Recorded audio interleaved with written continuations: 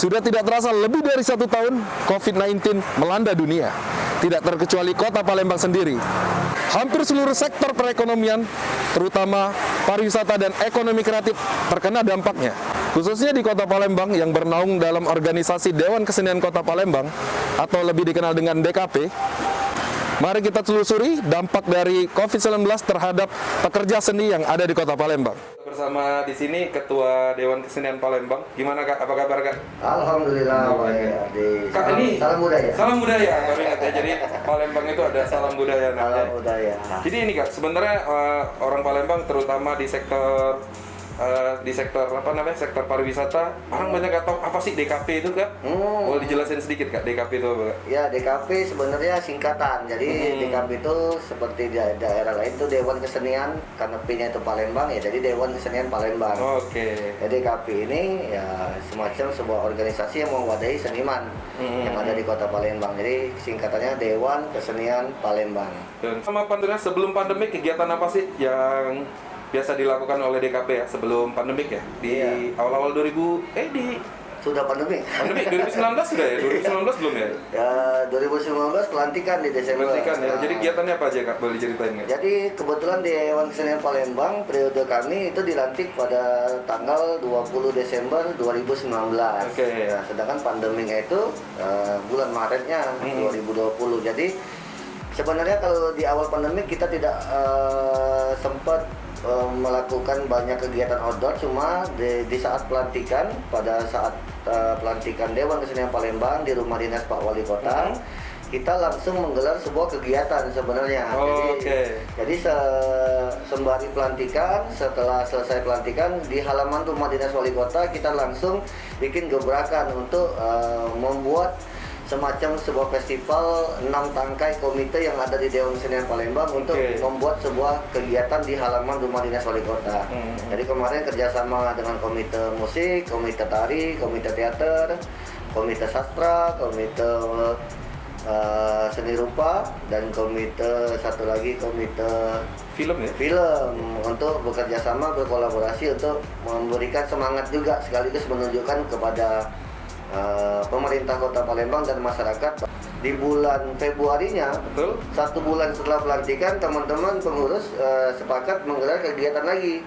Oh, sepekan seni kalau nggak salah. Iya, jadi kita bikin lagi gebrakan, yaitu kegiatan sepekan seni namanya. Sepekan seni itu sesuai dengan judulnya, yaitu sepekan kegiatan pentas seni. Artinya ada 6 hari kegiatan, kita bagi 1 hari itu masing-masing milik komite. Jadi komite itu memiliki keleluasaan untuk bikin kegiatan selama 1 hari penuh di saat di awal-awal kepengurusan kita. Ada lagi kegiatan Taman Bawah Ampera itu kerjasama dengan pariwisata. Iya, kerjasama dinas pariwisata Kota Palembang, kita bikin kegiatan Taman Bawah Ampera. Nah, iya, itu ada pertunjukan seni juga di awal-awal tahun 2020 juga itu. Sebelum masuk pandemi. Sebelum masuk pandemi, baru 4 kali kita bikin program, 4 kali malam minggu pandemi.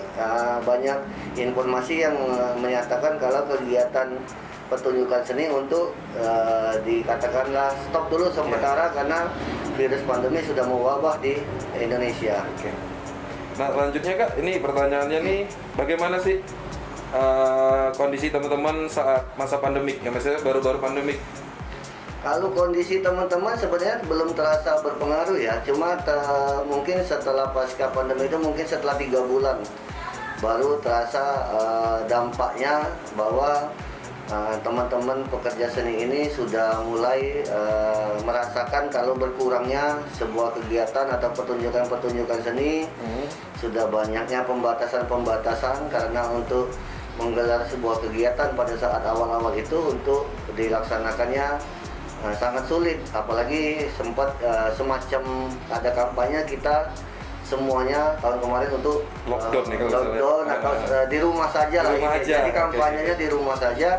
Nah, itu mulai terasa karena mulai pekerja seni mulai bosan, mulai apa itu di awal-awal untuk mempertanyakan bahwa ya kegiatan seni ini kapan kembali lagi normal, itu di awal-awal seperti itu ya. Oke, nah ini selama pandemik apa sih aktivitas yang dilakukan para seniman untuk bertahan di situasi sulit saat ini Kak?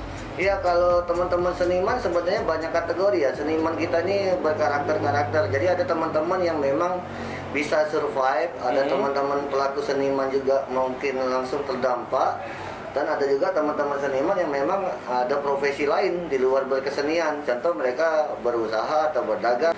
Kemarin kita setelah sepekan seni, ada Taman Ampera, kita juga kerjasama dengan banyak pihak juga. Kalau tidak salah kita sempat juga berkolaborasi dengan Dinas Pariwisata bikin kegiatan di Festival Cap Gome, dengan Dinas Pariwisata Provinsi kita bikin acara Festival Siguntang dan lain sebagainya.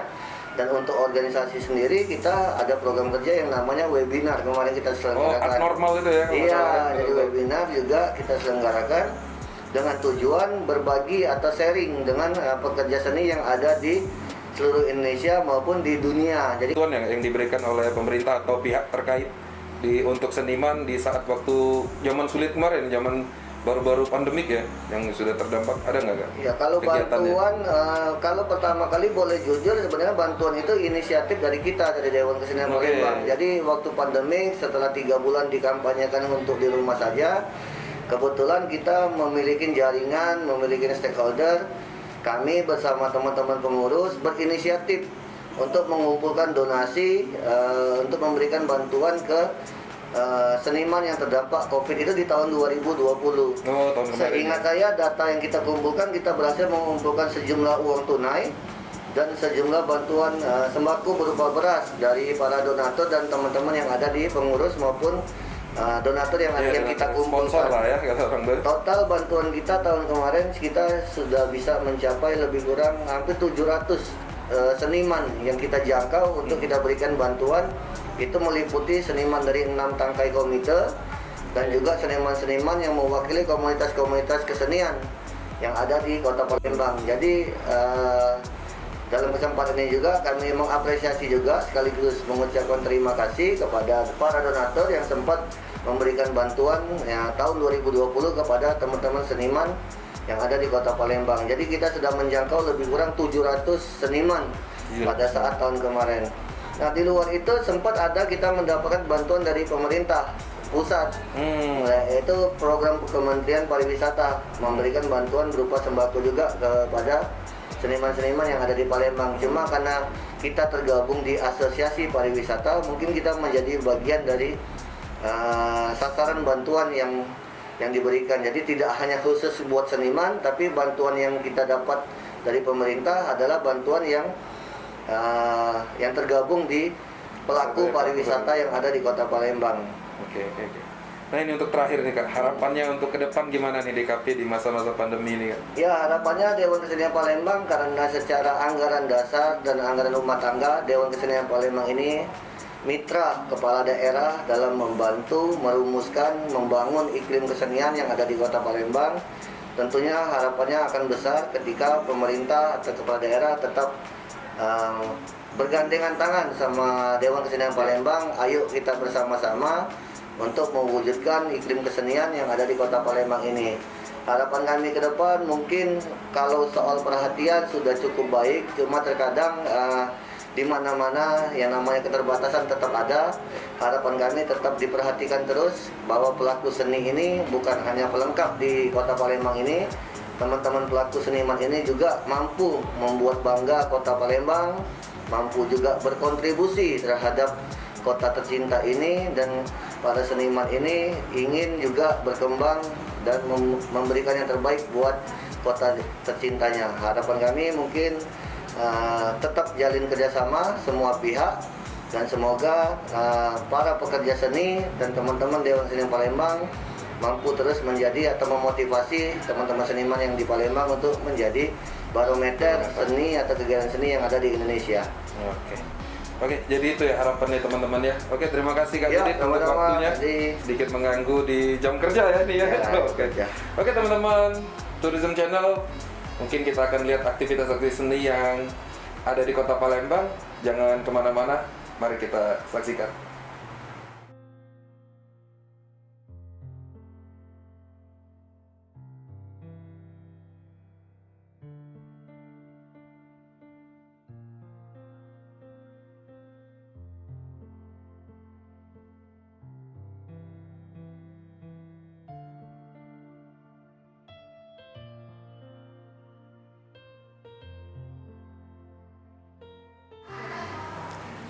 Baik, Assalamualaikum warahmatullahi wabarakatuh. Jadi Kak Yos mulai menekuni bidang ini dari tahun 92 persisnya ya. Karena kebetulan Kak Yos juga sekolah di bidang ini, dalam hal ini sekolah menengah seni rupa. Jadi apa namanya, sederajat SLTP waktu itu ya. Dan persisnya jurusan lukis juga. Kalau sehari-hari Kak Yos ini Ida ngacu sama musiko aktivitas ya, misalnya melukis di atas kanvas. Karena apa namanya, pengaplikasian melukis itu banyak. Bisa melukis di dinding, bisa melukis di kanvas, bisa menggarap taman, yang akhirnya semuanya itu memang berawal dari menggambar. Itu dan sekaligus salah satu presenter acara Mari Menggambar di TVRI Sumsel.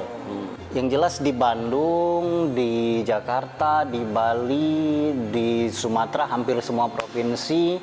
Dan ya nggak menutup kemungkinan karena ada juga yang diperjualbelikan karya Kak Yos ya. Tapi Kak Yos nggak tahu persisnya. Tapi yang jelas murid-murid Kak Yos banyak yang tersebar di Amerika ada, di Tiongkok, di Singapura dan berbagai negara. Ada yang jadi desainer di Paris, ya macam-macam ya tentunya ya. Untuk masa pandemi ini hampir semua orang ya, dia teman-teman ya ikut merasakannya. Jadi terutama saya juga yang notabene banyak apa namanya interaksi dengan yang sifat-sifatnya event ya, yang notabene itu sekarang jangankan swasta, pemerintah pun dibatasi menyelenggarakan event-event ya. Ya tetapi itu tadi banyak sekali dari lukis ini yang bisa kita aplikasiin jadi produk gitu. Jadi ya nggak perlu apa ya, nggak perlu kehilangan semangat, jangan sampai kehilangan motivasi. Ada lagi yang menarik di Palembang ini, orang maunya murah dan bagus gitu ya. Ya kenapa nggak? Kita harus pahami pasar itu. Orang maunya murah, bagus gitu. Mungkin dari medianya kita siasati. Lukisannya nggak harus pakai media kanvas, bisa pakai media kertas. Catnya nggak harus pakai cat lukis, bisa pakai cat apapun gitu yang murah meriah, tapi warnanya bright, yang intinya cerah ya, jadi bagus untuk dilihat. Ya, jadi kalau saya pribadi sih tetap semangat dan saya berharap teman-teman juga harus selalu semangat ya. Jadi harapan Kak Yos mungkin ke depannya ya, khususnya untuk momen ini, semoga pandemi ini cepat berlalu, terus pemerintah juga mungkin ada baiknya juga ya untuk support kawan-kawan seniman, baik itu lukis, teater, seni rupa, sastra, musik, tari dan lain-lain. Karena kita nggak bisa pungkiri kawan-kawan seniman ini adalah aset sebetulnya ya. Tinggal bagaimana masyarakat dan pemerintah juga seniman bersinergi dalam hal ini tentunya.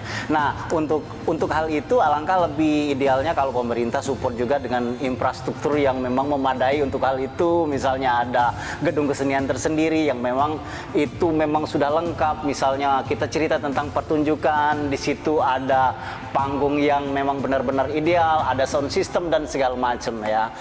Mungkin itu aja harapan Kak Yos ke depannya.